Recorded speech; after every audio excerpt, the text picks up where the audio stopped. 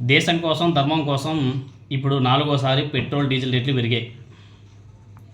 ఎందుకు పెంచుతున్నారో, ఈ ప్రతిపక్ష పార్టీలు ఏం చేస్తున్నాయో అది దేవుడికే తెలియాలి.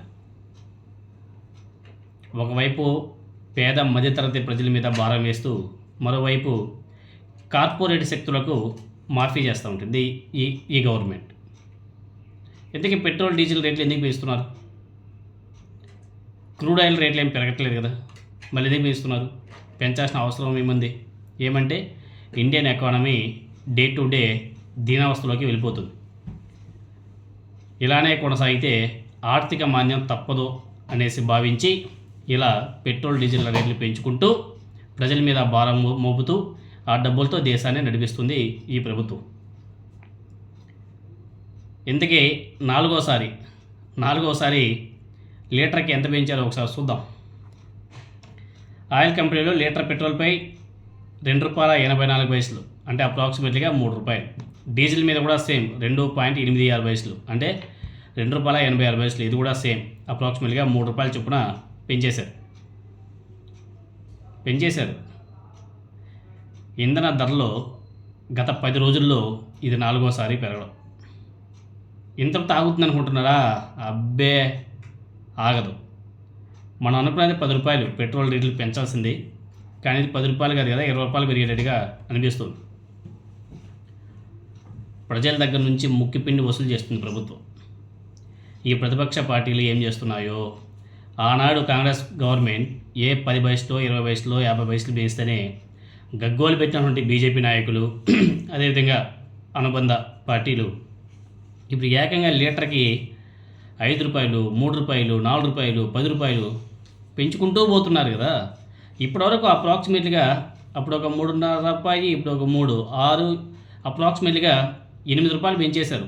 గత 10 రోజుల్లోనే ₹7.5 నుంచి ₹8 పెట్రోల్ డీజిల్ రేట్ల మీద పెరిగాయి. ప్రతిపక్ష పార్టీలు ఎక్కడ కానీ అలజడే కనిపించట్లే. ప్రతిపక్ష పార్టీల కన్నా కాక్రోచ్ జనతా పార్టీ బెస్ట్.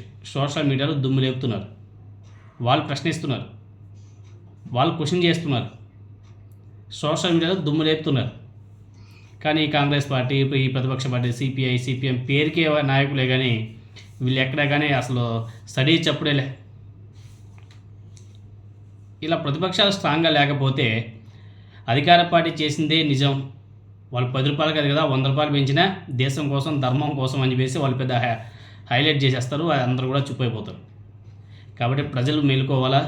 ఈ ప్రతిపక్ష పార్టీలు మేలుకొని ఏవైతే పెరుగుతున్నాయో వీటి మీద కొంచెం పోరాటాలు వగేరా చేసి తగ్గించే విధంగా ఏమైనా సరే ప్రయత్నాలు చేస్తారంటే అవి ఏమి ఉండదు, తగ్గించేదంటూ ఏమీ ఉండదు. కానీ అట్లీస్ట్ ప్రజలు చైతన్యవంతం తీసుకోవాలి కదా.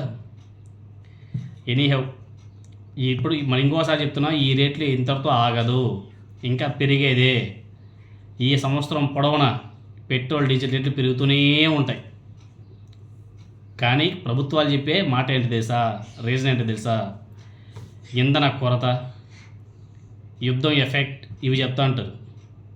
యుద్ధం ఎఫెక్ట్, ఆ ఎఫెక్ట్ అయితే మిగతా ఇంపోర్ట్ ఏవైతే చేసుకుంటున్నా వాటి మీద కూడా రేట్లు పెరగాలి కదా. మరి ఓన్లీ ఆయిల్ మీద ఎందుకు పెరుగుతున్నాయి? పశ్చిమాసియా దేశాలకు యుద్ధం జరిగితే మిగతా దేశాల్లో కూడా పెరగాలి కదా రేట్లు. మన ఇండియాలోనే ఎందుకు ఇప్పుడు పెంచుతున్నారు? ఇప్పుడే స్టార్ట్ అవ్వలేదు కదా, యుద్ధం స్టార్ట్ అయ్యి 3-4 నెలలు అయిపోతుంది కదా. అప్పుడల్లా కూడా పెంచండి, ఇప్పుడు సడన్గా పెంచడానికి గల కారణాలు ఏంటి? అప్పుడు ఎలక్షన్ క్యాంపెయిన్ ఏం చెప్పారు? పెంచము అని చెప్పి చెప్పారు కదా. ఇప్పుడు చేస్తున్నది ఏమిటి? రాజకీయ లబ్ధి కోసం ఎన్ని డ్రామాలు ఆడతారు రాజకీయ నాయకులు. ఈ దేశంలో ఇంకేం చెప్తాంలే. మోసపోయేవాడు ఉన్నన్ని రోజులు మోసగించేవాడు మోసగిస్తూనే ఉంటారు. ఆ సంఖ్య పెరిగేదే కానీ తగ్గేది ఉండదు.